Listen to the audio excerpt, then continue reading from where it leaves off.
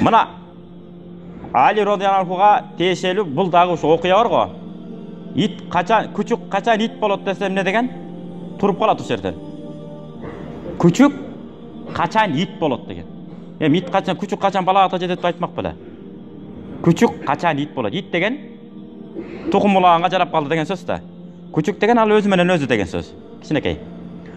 Десе туруп калат билбей. Бу билбейт экен десе бутун көтөрүп бейшеп кылып калса депти, зара кылып калса.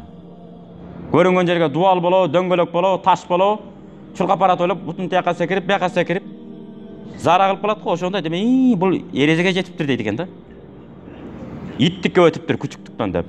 Ошондо айткан экен да. Ким мага бир тамга үйрөтсө, кааласа кул кылып иштесин, кааласа кул катары мени базарга сатып жиберсин деп бул ошентсин биротоло деп кеткен жок.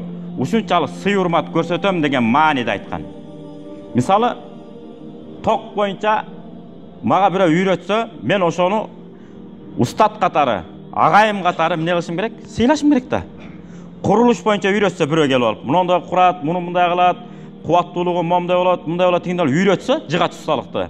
Мен ошол кишини эмне кылам? Өмүр бою сыйлап өткөнгө милдеттүүмүн. Анткени ал жыгач усталыкты мага үйрөттү да. Саяпкерликти же болбосо, наракта чымыным болсо.